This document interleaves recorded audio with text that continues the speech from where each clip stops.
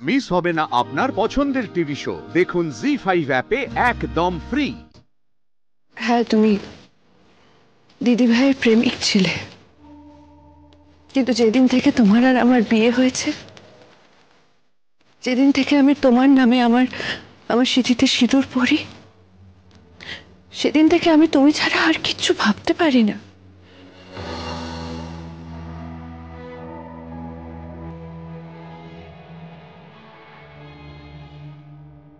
আমার সবটা জুড়ে তুমি, তুমি ছাড়া কিচ্ছু নেই। তুমি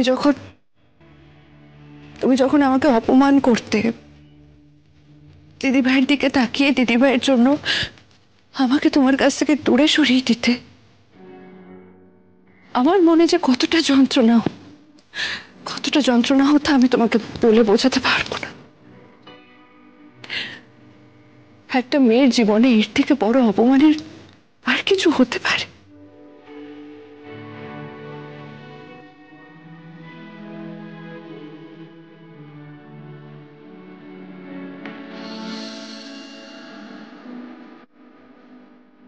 এবার থেকে সব অপমানের শান্তি,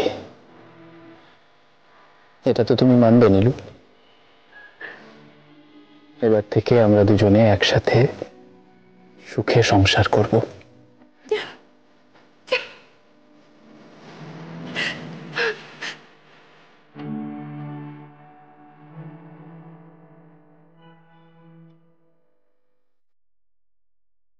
কোথায় ঘুরতে যেতে ভালোবাসো বলো? পাহাড়, জঙ্গল না সমুদ্র? কোনটা পছন্দ তোমার? তুমি যা ঠিক করবে তাই। আমার উপর ভরসা আছে তো? তোমাকে তো ভরসা করতে চাই আমি।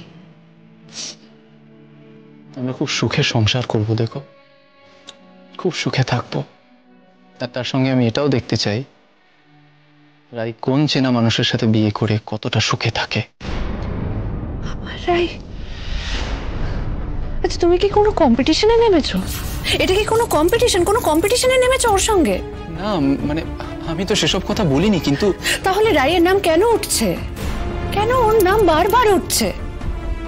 আচ্ছা, আমরা কি রাইকে ছাড়া আলাদা করে ইন্ডিপেন্ডেন্টলি নিজেদের সুখের কথা ভাবতে পারি না? 100 বার ভাবতে পারি, কিন্তু কিন্তু ও যে আমাকে অপমানটা করেছে, তার প্রতিশোধ নেওয়ার ইচ্ছে কি আমার মনে জাগতে পারে না বলো? কিসের অপমান? ও যখন তোমার আর আমার বিয়েটা দিয়েছিল, তখনই সব থেকে বড় অপমান হয়েছিল। তখনই তোমার বুঝে যাওয়া উচিত ছিল যে ওর মনে অন্য কোনো ধান্দা ছিল। তা না হলে এরকম একটা স্যাক্রিফাইসের গল্প বানিয়ে তোমার আমার বিয়ে দিত না। তখন থেকেই নিশ্চয়ই ওর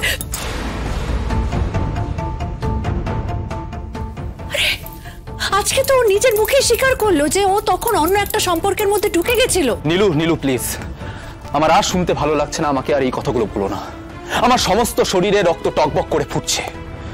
একটা মেয়ে এতটা নক্করজনক হতে পারে, এতটা চিট করতে পারে, নিজেকে এতটা ছোট হতে দিতে পারে, এতটা ছোট করতে পারে, আমি স্বপ্নেও ভাবতে পারিনি। দেখো, হয়তো ওই লোকটার অনেক টাকা পয়সা। হ্যাঁ, ঠিকই বলেছ।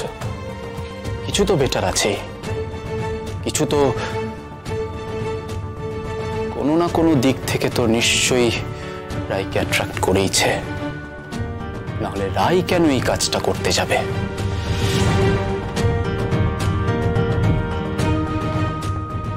তোমাকে একটা রিকোয়েস্ট করবো? হ্যাঁ, করো। রাই নামটা যেন সারা জীবনের মতো খুঁজে যায় আমাদের জীবন থেকে।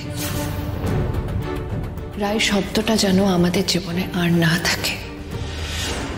হ্যাঁ, আমি জানি ও আমার নিজের দিদি, সেই সূত্রে হয়তো ওর নামটা উঠে আসতে পারে। ঠিক আছে, দিদি হিসেবে নামটা উঠে আসুক, কিন্তু তোমার প্রেমিকা হিসেবে নয়। তোমার কি মনে হয় এরপরেও ওর সঙ্গে আমার প্রেম সম্ভব? আমি ওকে প্রেমিকা হিসেবে ভাবতে পারবো? সেটা কখনো হয়? আর হয় নীলু, আর হয় না। আজ এই মুহূর্ত থেকে আমি নতুন করে আমার জীবন করতে চাই, আর সেখানে শুধুমাত্র তুমি থাকবে, আর কেউ না। আমরা দারুণ সুখে সংসার করব, দারুণ। আজ থেকে, আজ এই মুহূর্ত থেকে আমার ত্রিসীমানায় রায় নামের কেউ থাকবে না। রায় নামটাকে আমি আমার জীবন থেকে পুরোপুরি ভাবে বিসর্জন দিচ্ছি নীলু, পুরোপুরি ভাবে।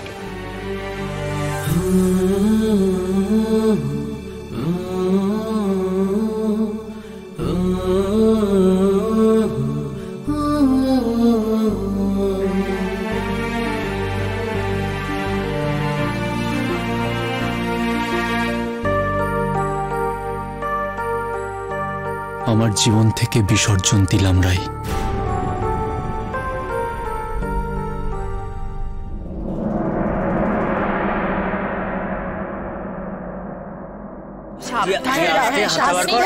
আস্তে আস্তে, হ্যাঁ দেখ দেখ দেখ দেখ হয়ে গেছে। দেখো কিরে আয়, এবার কেকটা কাটবি তো? সূর্য, আমরা কেক কাটার জন্য অনেকক্ষণ অপেক্ষা করছি, আর অপেক্ষা করতে পারছি না ভাই। কি তাই তো? চানটি, এই যে বাড়িটা এত সুন্দর করে সাজানো হয়েছে, কে সাজিয়েছে বলো? আমার প্ল্যান। আমি ইনস্ট্রাক্ট করেছি আর অন্যরা সাজিয়েছে। না,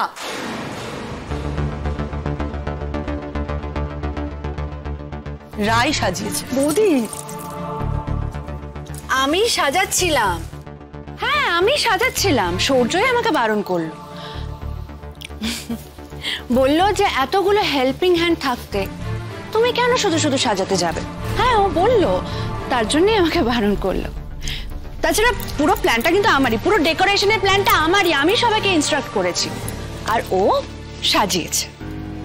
বাকি মেয়েরাও ছিল সঙ্গে।